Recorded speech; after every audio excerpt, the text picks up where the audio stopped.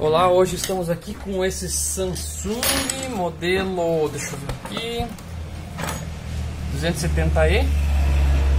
Esperar passar o barulhinho ali. O sintoma desse aqui é que simplesmente não liga, não carrega, não acende nenhum LED, não faz nada. O cliente relatou que estava utilizando uma fonte universal e ligou na voltagem incorreta, que essa fonte é daquelas que tem regulagem. Muito cuidado com essas fontes, tá? Primeiro que mesmo tendo a regulagem aqui, mesmo setando na regulagem de corrente certa, essas fontes elas não são especificamente tão precisas quanto as fontes originais. Então eu realmente recomendo o uso de fontes originais. Isso aqui só em último caso mesmo. Eu até uso aqui na loja, mas é aquela questão assim, eu tenho a fonte para poder ter um carregador para todos os modelos que entram. Mas jamais usaria isso aqui no dia a dia, porque é uma fonte que esquenta, não mantém corrente, não mantém carga. Tem algumas de marcas boas que até são ok, mas ainda assim, nós estamos falando de ponteiras encaixadas que podem gerar mau contato. Aqui não é exatamente igual ao original, deixa eu mostrar aqui para vocês. Ó. Essa é a original, nota que ela tem uma dobrinha, aqui é reta, então o tamanho não é exatamente igual. Então não recomendo, tá? Não recomendo o uso de original. Embora de universal, embora elas funcionem. Aqui eu medi no multímetro, está funcionando essa fonte, apesar de eu não recomendar e não gostar muito das fontes universal, ela está mandando tensão. Testei na fonte de bancada com a ponteira original, esperando que talvez fosse um problema de corrente, mas mesmo assim não acendeu nenhum LED, não carregou, não fez absolutamente nada. Então o próximo passo agora é desmontar o notebook para verificar qual que é o problema da falta de carregamento. Primeira coisa que vamos verificar é o conector jack, né? Para ver se ele está passando corrente.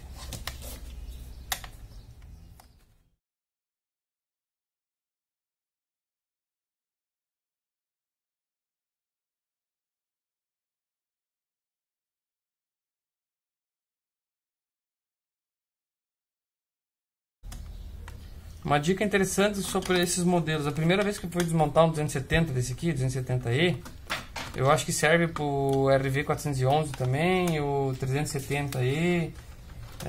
Esses Samsung costumam ter parafusos embaixo dessas borrachinhas aqui, ó, os pezinhos, digamos assim, do notebook. E se você não tira essas borrachinhas para tirar os parafusos, vamos até ver se é o caso desse aqui, eu acho que é. Aqui temos essas borrachinhas que elas já costumam sumir também, né? Tem que cuidar, guarda no lugarzinho. Ó, temos dois parafusos, um cada lado. Se você não tira esses parafusos aqui, você não consegue abrir o notebook. Você fica ali batendo a cabeça. Por que que não abre? Por que que não abre? Então fica a dica.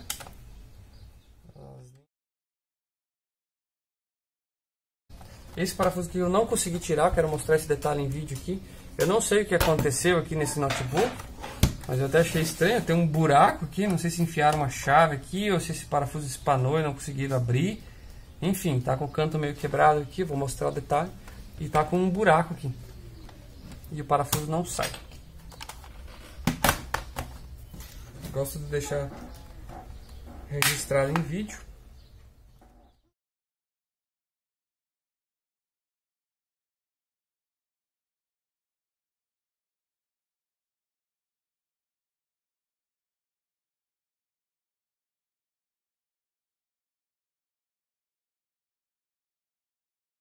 Tampa removida, temos acesso à placa-mãe do computador, do notebook no caso.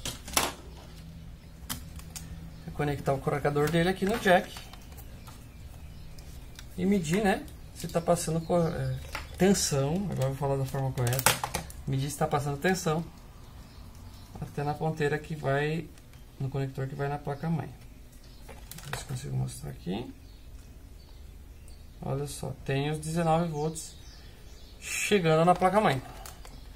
Então agora começa a ficar mais complicada a situação.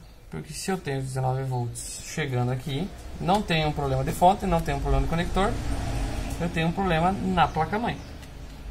Só que como na fonte de bancada não acusou nenhum curto, porque quando tem um curto na placa ou algum componente que está dando fuga de corrente, ele apresenta um consumo na fonte de bancada. E quando eu pluguei na fonte de bancada, não apresentou nenhum tipo de consumo. Então agora vamos fazer algumas medições da placa aqui, tá?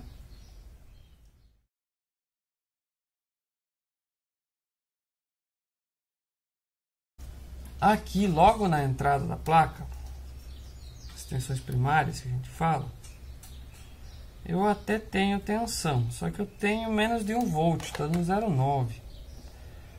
Pessoal, eu não lembro de cabeça todas as tensões de todas as placas, mas eu acredito que nessa placa a tensão aqui deveria estar maior, tá?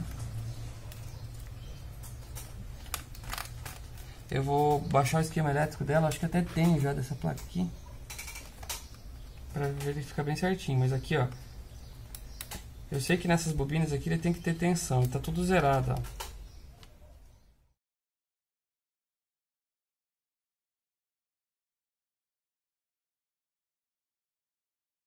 Num primeiro momento a notícia não é boa para o cliente, porque como a informação dele foi que justamente foi ligado na tensão errada, foi ligado em 24 volts ali na fonte, e após isso a máquina não ligou mais,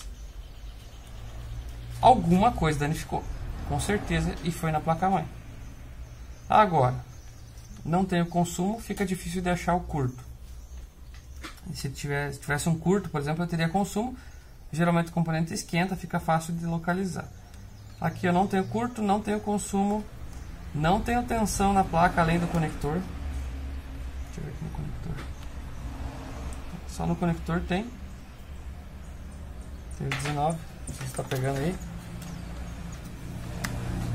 Aqui no conector, aqui eu tenho 19.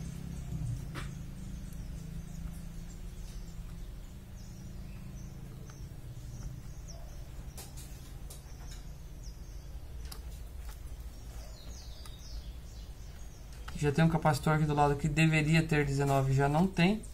Se eu não me engano, essa placa é de camada dupla. Eu vou ter que conferir isso no esquema elétrico. E tem componentes no outro lado também. Então, vou ter que remover toda a placa aqui, agora baixar o esquema elétrico. E tá procurando aonde que essa tensão daqui da entrada está morrendo. Porque aparentemente, aqui já nos primeiros componentes, no primeiro MOSFET aqui de alta eu já não tenho tensão, nas bobinas não tem também.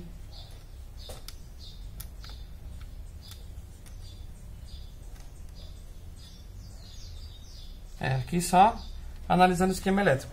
Pode ser uma coisa simples? Pode ser um transistor, pode ser um capacitor, pode ser um MOSFET, e também pode ser uma coisa mais complexa, como ter fritado um PCH, ter dado um problema de BIOS, até tem que medir a tensão na BIOS.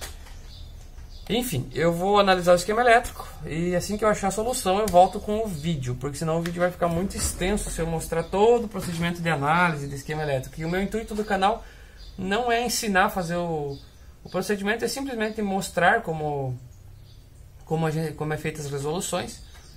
E também não tenho o intuito de ficar aqui um conteúdo maçante, mostrando o esquema elétrico, procurando trilha, procurando componente. E então assim que eu achar o problema, eu volto com o vídeo. Ainda aqui fuçando no notebook, o Samsung, o 270e, chegamos à conclusão aqui que o problema está no Super I/O, tá? Como que eu cheguei a essa conclusão?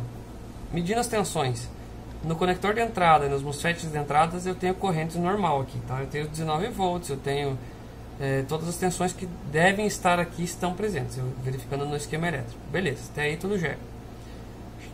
Tem tensão chegando no Super I/O, porém, quando eu meço na BIOS, aqui que deveria ter o 3.3, já tem só 0, alguma coisa. Então o Super I/O provavelmente não está liberando tensão. E daqui para frente também eu tenho algumas tensões, mas é assim, onde deveria ter 3 volts tem 0,3, então muito possivelmente o Super I/O não está liberando tensão para o resto da placa. Conclusão, teria que se fazer a substituição do Super I/O. O problema é que eu não tenho certeza absoluta que só substituindo o Super I/O a placa volta a funcionar.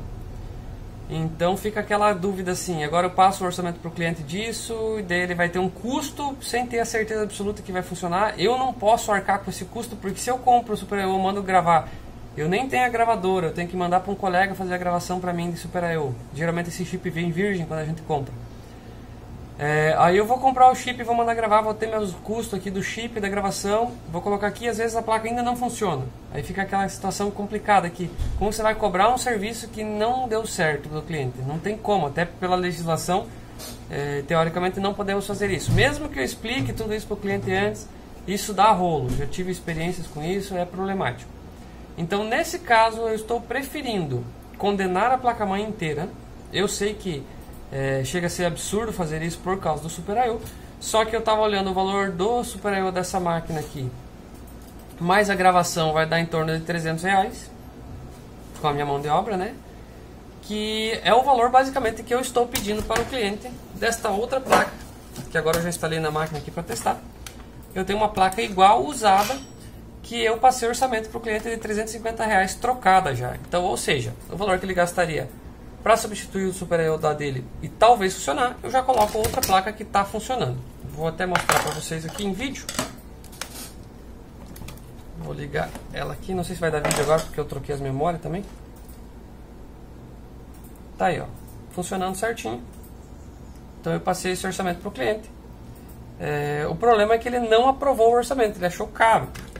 Aí entrou de novo naquela questão, né, de se eu tivesse passado do Super I/O, ele também ia achar caro. Aí eu falei pra ele, olha, então o negócio é o seguinte, você tem interesse em vender essa máquina?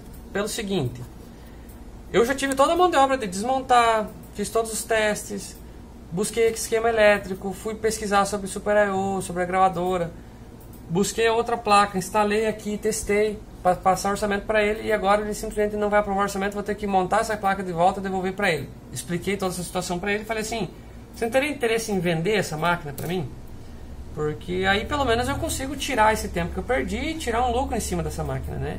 E para o cliente é bom também, porque se ele não vai arrumar essa máquina, ele já falou que vai comprar um novo, decidiu comprar um novo, então em vez de simplesmente jogar fora, ele pode vender essa máquina para mim, né? Fiz uma proposta, ele aceitou, comprei a máquina dele já está fechado o negócio, então eu já estou substituindo, por isso que eu estou fazendo o vídeo agora já substituindo a placa, vocês podem ver que a placa é idêntica, tá? Acho que até essa aqui é um pouco melhor, porque o processador que está aqui é melhor. Se eu não me engano, aqui é um dual core, aqui é um i3, não tenho certeza. E anteriormente estava com 2 GB, eu já estou montando aqui com o pente que eu tinha de 4 e mais o pente que estava na placa do cliente, então vai ficar com 6 GB, vai ficar uma máquina superior à que está. Vai ficar uma máquina bem melhor e eu vou poder vender e tirar um troquinho em cima, e o cliente também saiu satisfeito. Então essa foi a solução dessa máquina. O problema era no Super I/O, mas eu optei por trocar a placa inteira para não ter o incômodo de pedir outro chip e talvez não funcionar ainda, né? Então é isso aí, agora é só montar. A máquina já ficou funcionando. Vou fazer mais alguns testes, lógico. Depois de montar eu testo som, rede, se está tudo certinho funcionando, se vai formatar, se vai instalar todos os drives certo. E é só limpar bem ele e pôr para vender daí, para tirar o meu lucro. Essa foi a solução do 270E. Era problema do Super I/O, substituição da placa-mãe por uma outra placa usada funcionando. Valeu, é isso aí. Até a próxima.